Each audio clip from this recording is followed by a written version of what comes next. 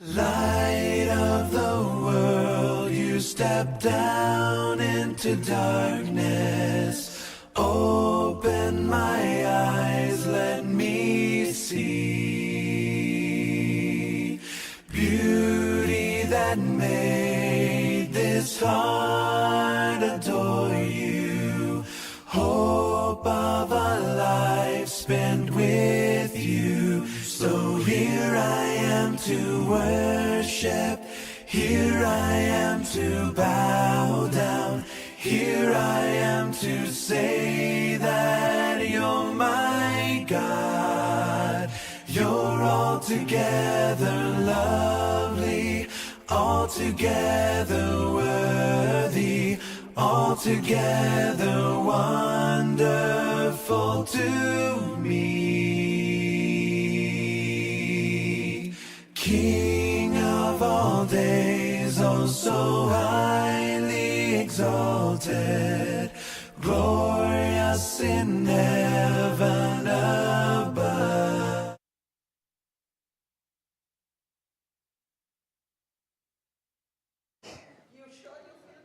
I do, I really do. Look, I would stand up there and just stare at fellowship. We're going to open up in prayer. Is there anything that needs to be prayed for, lifted up?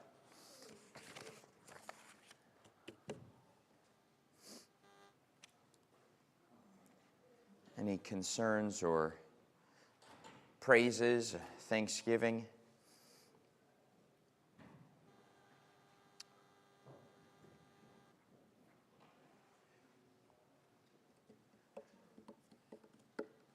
All right, well,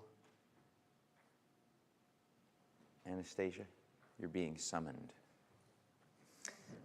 We'll pray a prayer over everything.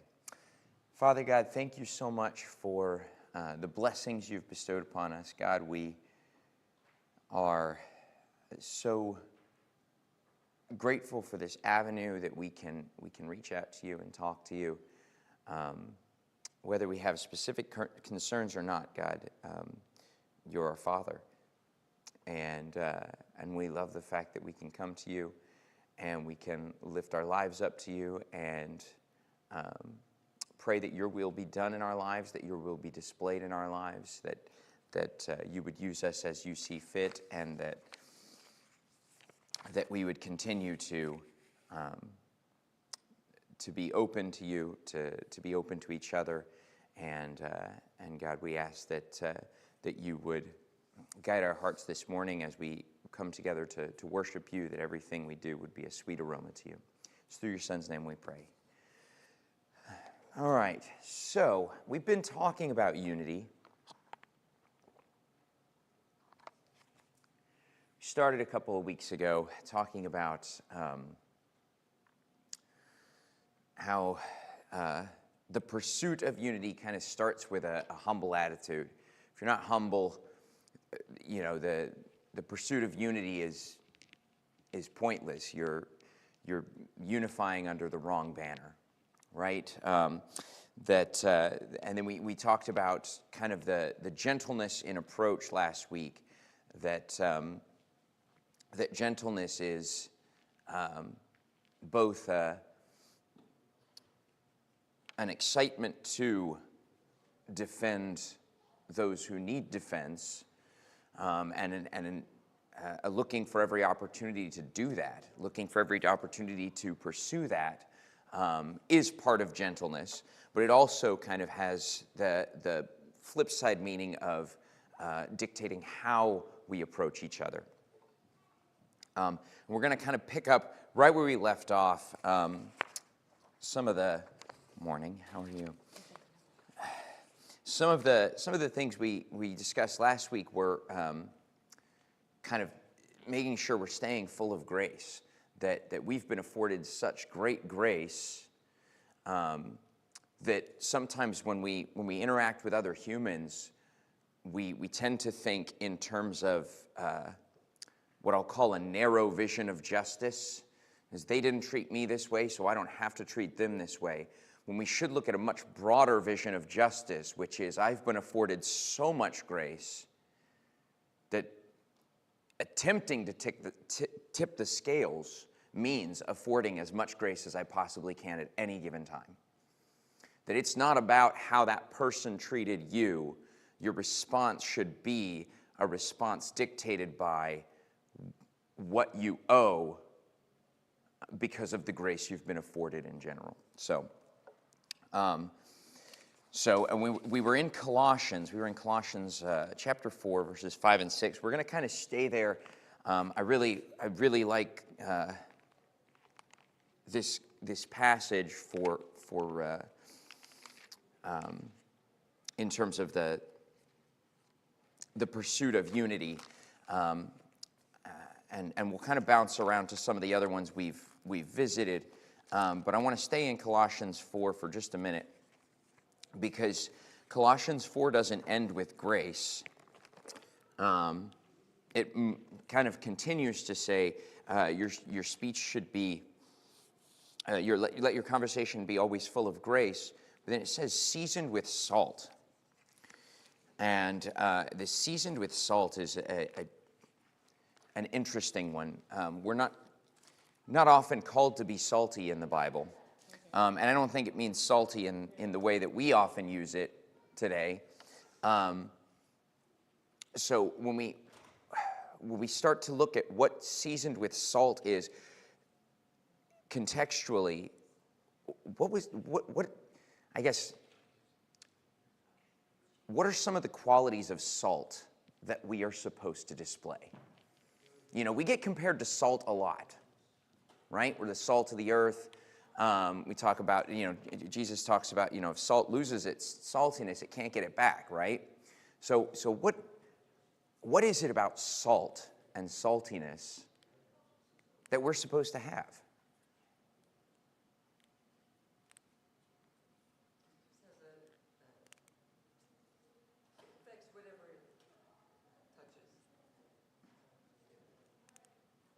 Yeah.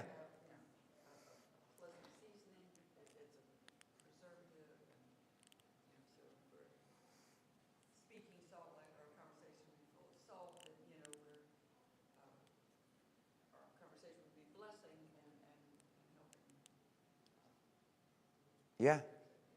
Yeah. No, you hit two of them in there, right? One is it enhances the seasonings you've got in there, right? It brings out whatever it's working with, right? So if our conversation is seasoned with salt, is salt the star of the dish? No, salt's not the star of the dish. Salt is bringing out the flavors that are already there, right? So if we're talking about what flavors are already there,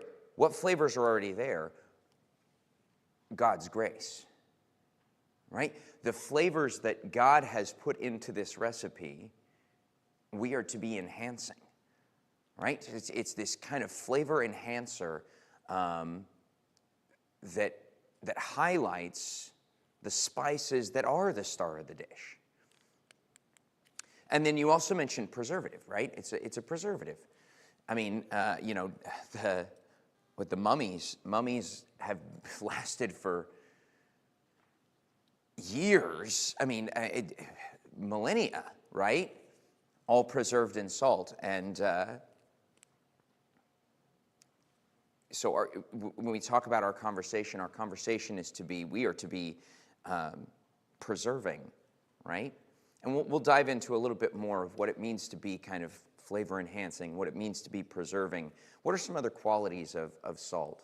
What are some other qualities that salt has? Yeah? It melts through things.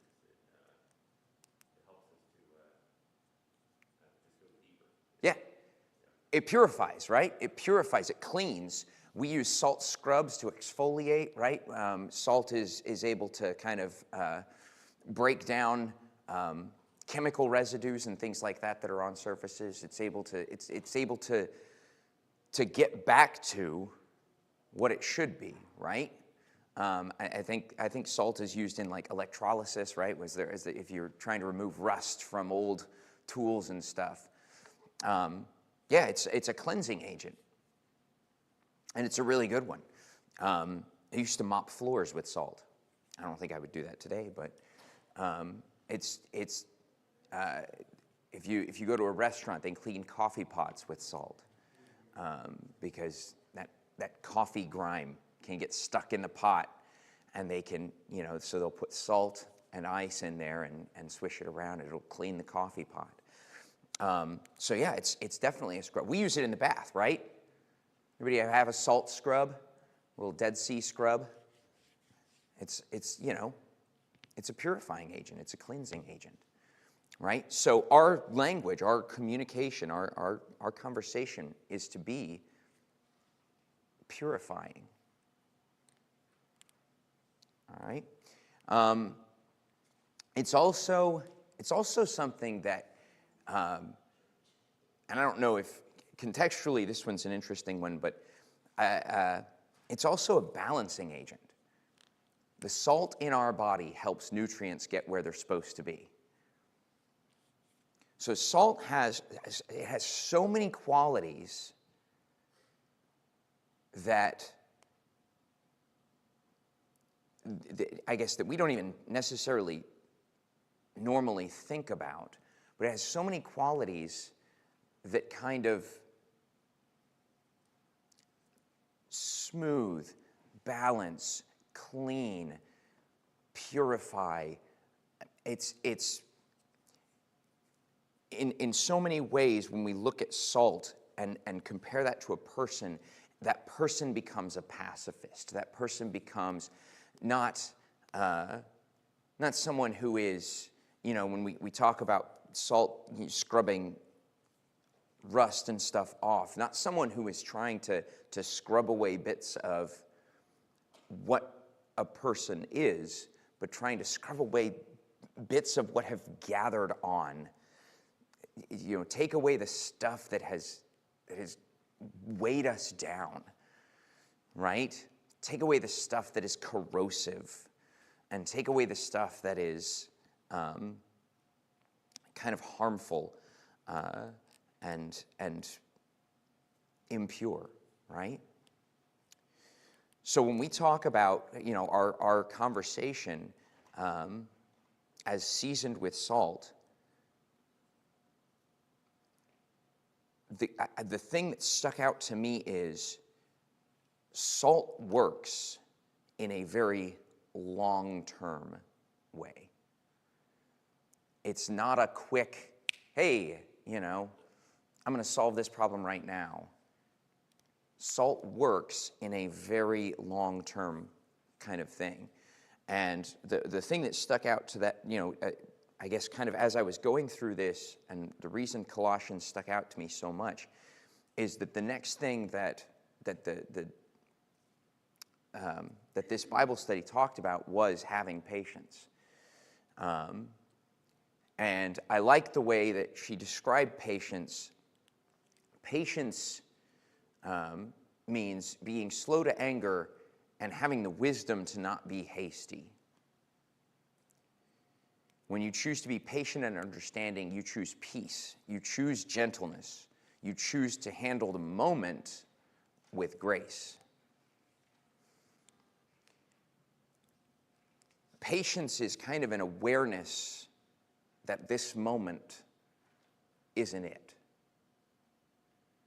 And I never thought of patience as wisdom until as kind of a tool of wisdom until I read this Bible study. And the more I think about it, the more I love the idea that patience is a pursuit of wise solutions instead of a pursuit of quick solutions.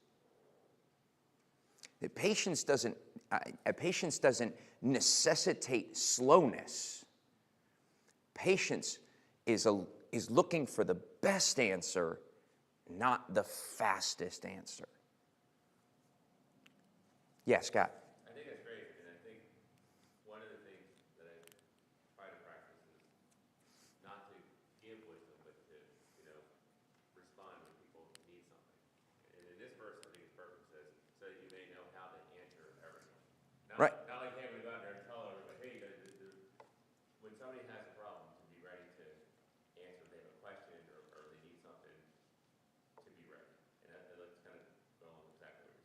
Yeah. Yeah. Which reminds me too of the verse in Peter says, always be prepared to give an answer to anyone who asks you the reason we do it. But do it with gentleness and respect.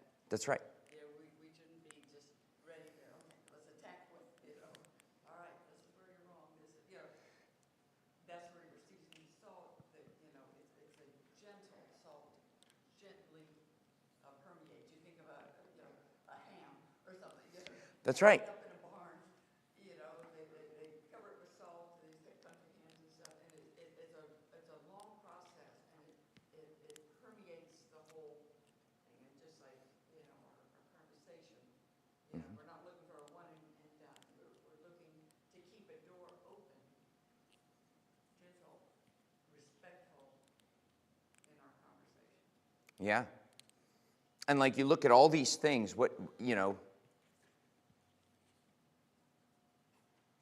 if you look at any of these kind of qualities of salt, none of them happen quickly. None of them happen quickly. Salting your food, right? Or even any kind of seasoning your food. Ask an Italian to make you a gravy or a sauce, right? I don't want to start this debate, right? Ask an Italian to make you something to go on your spaghetti, right? Whatever they call it. Sure. Do they do it in 20 minutes? 2 hours? 7 hours? I mean, flavoring and preserving, creating jerky and creating, salted meats. That's a process. It doesn't balance our bodies like that. We eat food, and how long does it take for that food to be processed properly? I think it's like 9 hours. Right? So when we're talking about this flavoring our speech with salt, it's not about quick responses. It's not about knowing what to say right then and getting them and having the right answer that just takes their breath away. It's about knowing what to say that creates that process that starts a life-changing event. And I think we forget that Christianity is a lifelong, life-changing event when we're having these one-on-one conversations. And we're like, I got to get you right now. I don't have to get you right now. Chances are I'm not even going to be the one that gets you. Right? Because again, we're not unifying under my banner. We're not doing this for me. This isn't about me. I'm not a star character in this story. When I'm having a conversation with Becky, and Becky's got an issue, and we're talking about Becky's issue, this story has 2 stars. A real star of the story and the primary supporting character, and neither of those is me. So when we're talking about this kind of unifying language that we want to adopt, when we're talking about how do we reach out to the world and promote unity, it does start with humility. It starts with gentleness. But if we don't have the patience to look for the wisest response, if we don't have the pursuit of trying to make sure that the words we speak, the actions we do, are the best and most useful for what God needs in that person's life, then we've stopped this because we're looking for the quick answer. And sometimes it's all in good motivation. I hear something that helped me, right? Well, if that doesn't help you, I don't know how to, right? That's what did it for me. I don't know, if that doesn't help you, I can't, right? Truth is, yeah, maybe you can't, but if our goal is, let's find what speaks to you, not what speaks to me. Let's find what speaks to you. Then let's take some time. We'll continue this conversation. We don't have to stop. I mean, we can stop right now if you got to do something, but we'll continue this conversation. Yeah, let me get your phone number. Let me give you a couple of Bible passages you can look at in the meantime. Let's keep talking about this. I don't want this to end. Right? We're pursuing something that's a lengthy process of purification, of preservation. Yeah, Vivian. You mentioned the phrase life-changing and just now pursuing something. It just came to mind that on the other hand, with salt, it's an active ingredient that's meant to be used. And the Lord says, if you don't use it, then it loses its savor. It's not worth anything. It has to be thrown out. That's right. So in order to have the salt is one thing, but if you keep it on your shelf forever and ever, then it's going to be worthless. Correct. You have to use it, you have to pursue it, Mm-hmm. and you have to want to include it in order for it to be worth anything. Yeah, absolutely. In order for it to be life-changing. Yeah, I mean, yeah, that's, if you've got all the seasoning in there and you don't add salt, how can salt enhance the flavor? You hang up a piece of meat without salt. Salt's not doing anything to preserve it. You've got to apply it. You've got, it is an active thing. And I think that, the gentleness is kind of implying that. But, I love Colossians. It says, take advantage of every situation, right? It says, be wise in the way you act toward outsiders. Make the most of every opportunity. And again, we talked last week about outsiders. Outsiders, this verse can be skewed to mean any one person, right? It can mean any one community. But the truth is, it also means every community. It means anyone who is an outsider. It means people outside the church. It means people who are downtrodden. It means people outside on the margins of society. It means people who are, it means every outsider that there is. This is not let's focus on this group. This is let's focus and find the outsider. Scott, did you have something? Yeah, I was going to say, it doesn't say know what to answer. Right. It says know how to answer. And it's like, how much thought are we going to use? And I think it comes back to what you're saying, the humility comes into space. How do we respond?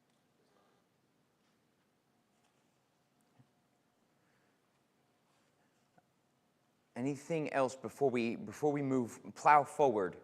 We're going to kind of change, take an exit, and move on to a different highway for a minute, and then we'll circle back,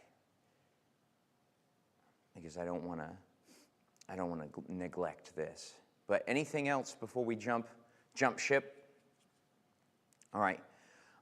So the last kind of aspect of this Bible study that just kind of really spoke to me is that she ends with love, right? And the way she frames love is, it doesn't go in one place on the board. That it's not that we pursue unity because of love. It's not that we pursue unity in love. It's not that we show gentleness because of love or anything like that. It's kind of one that permeates everything. It's kind of a beginning and end to unity. That unity is sought because of love, and unity can only be pursued in a loving way. So it's kind of, we seek unity because we love, but also if we seek unity out of love, we don't seek unity. If that makes sense, right? There's kind of two sides to where love fits on this. So I want to read a couple of kind of statements, and then we'll fly back through them. That God's love for us, not me, God's love for me, God's love for us as humanity, God's love for us is what unifies us. That is what makes us one. We can have nothing else in common, and God's love for us is the thing that unifies us.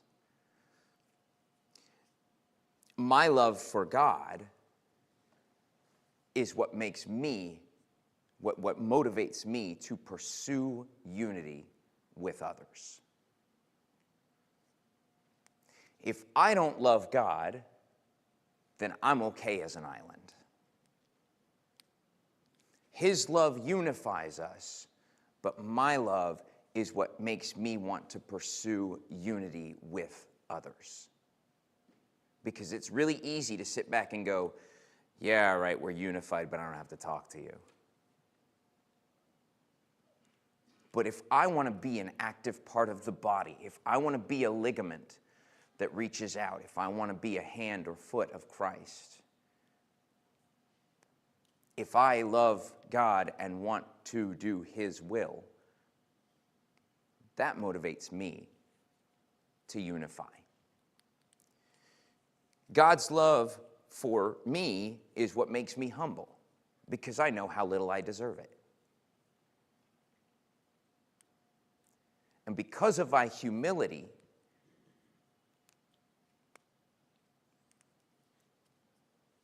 I need to set aside my anger and open my ears to hear the problems of the world. I need to open my heart to love the problems of this world. So God's love for me makes me humble. The love that I now owe is the only thing that motivates me to set aside anger in situations and instead open up. God's love for me affords me grace. My love in response is how I set aside anger and respond gently in a situation that is frustrating. God's love for me has no end. My response is to set aside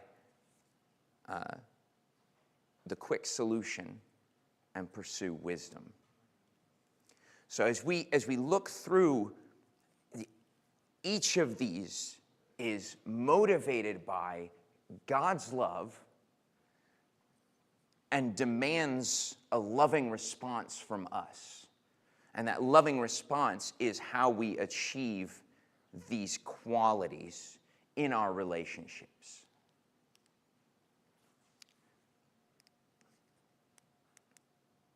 And so much of it as I was kind of diving through this, so much of this comes down to really, if we are pursuing unity, we have to be releasing anger. We have to be setting anger aside.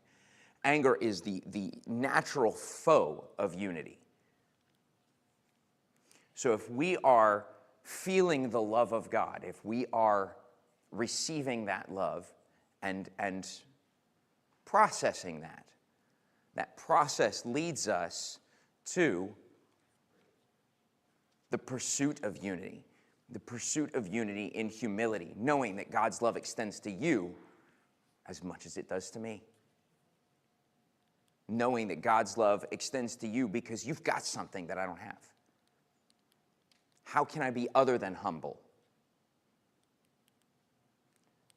Knowing that you deserve the grace that I've been afforded, and I can be a conduit of that grace. Knowing that something is going to speak to you, something is going to help you, and my job is to pursue that something, to find the wisest response in every situation. So I like how she uses love to kind of tie this together. And although she didn't say it, kind of the setting love up as kind of this, I guess, motivating force, and anger up as this, this force that really will cut the legs out from this attempt. If we are prone to anger, if we are prone to, to letting our anger dictate us, I suppose. Anger is natural, but if we're prone to letting our anger drive our actions instead of letting our love and our response to what we've been given drive our actions, then how are we ever going to achieve unity?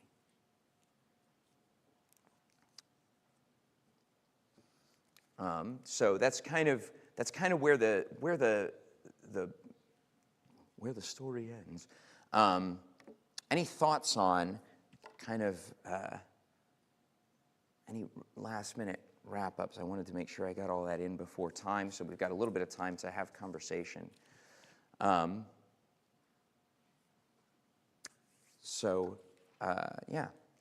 I'll open the floor up. And it can be, Scott. I think you're saying all these things take time. This doesn't happen overnight. This is a lifelong process. Yeah, I know, that's frustrating. Yeah.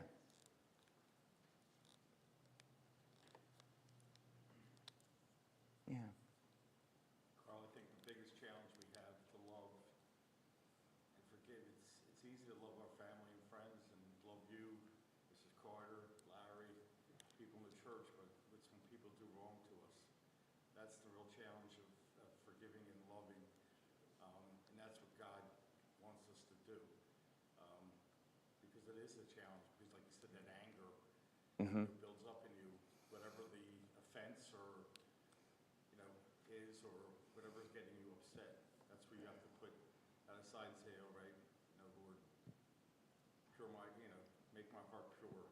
Help me to seek an avenue of love, and put that hatred behind me. Yeah. When it's hard to remember when someone hurts you that God loves them, that Christ died for them. And if we're God's representative, we've got to show them love, even though Right. the human aspect of us wants to lash out and be angry. Well, and the human aspect of us wants to say, whoa, you've just wounded God's representative, right? You've just hurt an ambassador of Christ. What do you have to say for yourself, right? Instead of,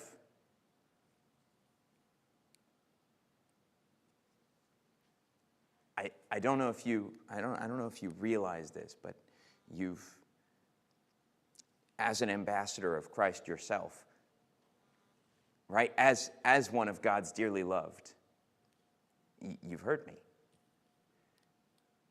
And we need to solve this. We need to get past this. Because it's more important that we're unified under Christ's banner than that I never get hurt. The world tells you to get revenge. Oh, the world tells you, oh, fair is fair. But when we look at fair, we're not looking at that, right? We can't look at that. We've been afforded so much grace and so much love. The scales are tipped so far, I guess, against us, that we have to afford grace. We have to afford love. We have to be wise in how we respond to each other if we're pursuing actual justice. Yeah, Vivian. We have to keep seeking too. I think that's the thing. We can't just, every day, keep seeking the love, seeking the unity among people, and just practicing it day after day, wanting to what God wants us to do. And I was struck by, I was listening to Akash's podcast with him and Cream, and talking about, how things are done in India and all the work that's done there. And he mentioned this couple that had been baptized. That struck me more than anything. They had been baptized, and so they went to church, and so they said, what do we do now? They were hungry to know what God's will was. What do we do now, and how do we worship? And then they ended up walking 40 miles to find out God's will, to go worship at the church. Starting out on Saturday, going through the night, walking, because they had this hunger. They knew they were baptized.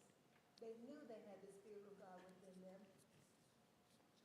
They wanted to know, what do we do now? That's cool. And they were seeking it. That's with cool. all of their life. Yeah, it's amazing how kind of selfless look will motivate you, right? If it's not when we're the star of the story, it's like, well, how much work really needs to be done? But when it's suddenly, when God is the star of the story, there are so many supporting characters that need so much. There's so much work to be done.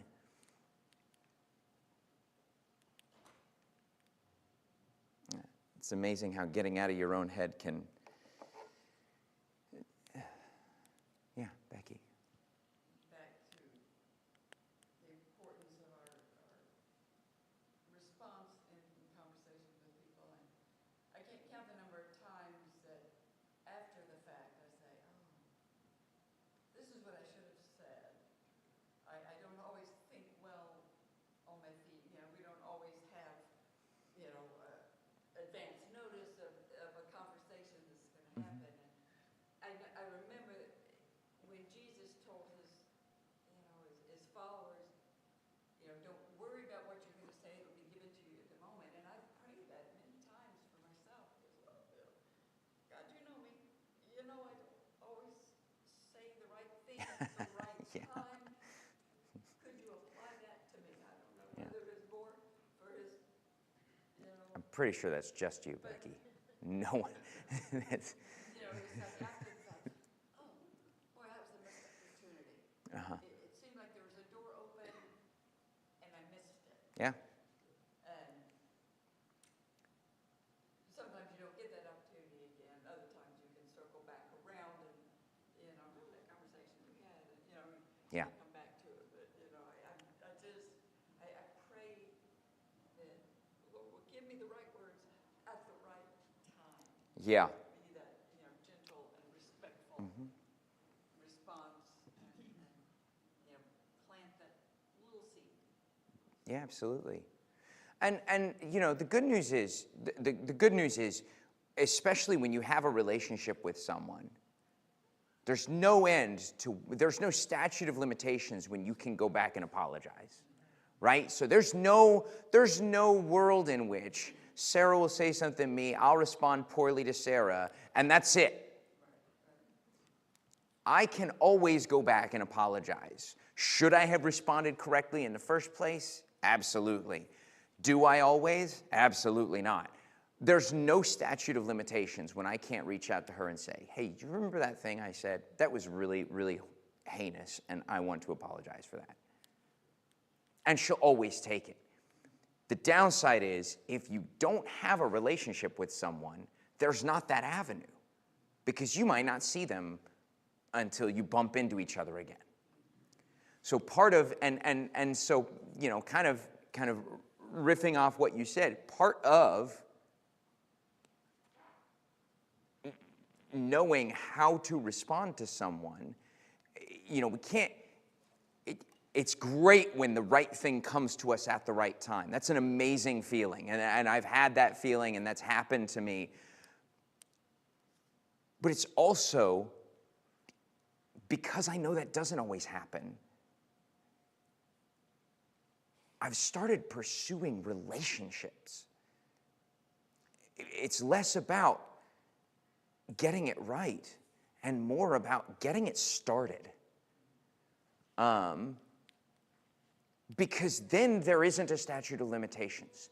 Then I can go back and I can say, yeah, after thinking about our conversation, I was really wrong to say that, to do that. Or I may have misspoken, and I want to make sure that this didn't, you know, hurt you, or this didn't, you know, offend you, or this didn't come across as whatever, right? So instead of trying to get it right the first time, turning around and trying to get a relationship started has become my new goal. Because if I can have a deep conversation with someone who's in a show with me and wind up with their phone number at the end of it, then that conversation has no statute of limitations to when I can go back and rephrase or correct my flubs. If I start a deep conversation with someone and the show ends and we say our farewells, I can no longer go back until we happen to bump into each other again.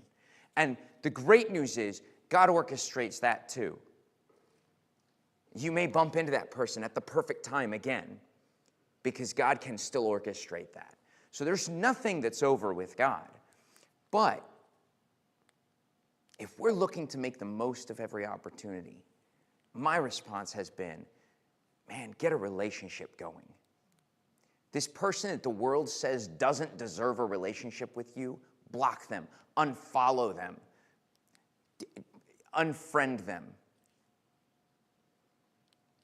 Start a relationship with them,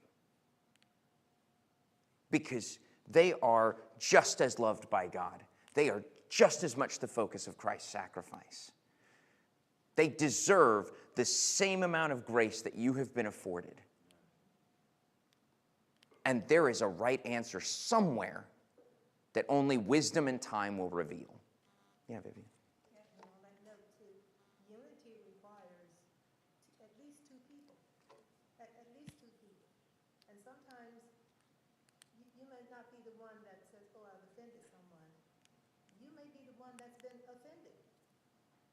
So there's a portion of unity that's required within your spirit. Yep. I mean, even if the person doesn't say, I'm sorry, they might not even know they offended you. But you have a responsibility to forgive, even if no one's asked your forgiveness. So that's also a part of unity. The person on the other side also has to have humility, gentleness, and patience. Yeah. In order for there to be unity. And you can't force it. It is a mutual thing. It can't be forced.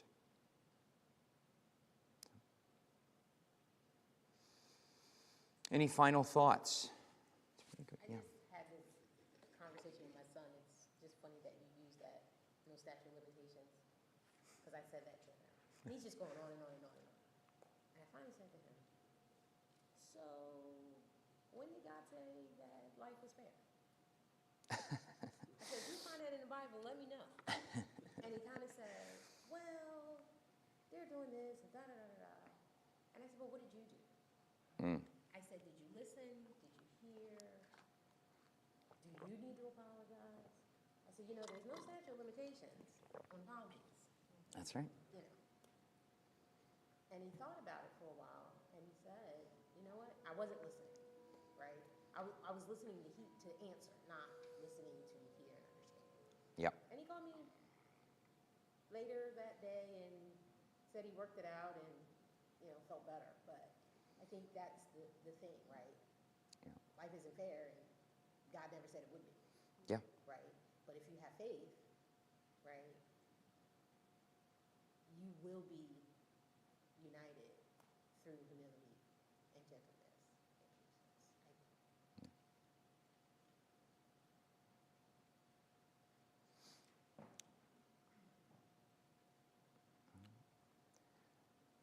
patience. Let's close in prayer on time and let in the masses. Father God, thank you so much for seeking us out. Thank you for drawing us in and adopting us, for sacrificing yourself to cover our end of the covenant, and for giving us a gift we can never repay.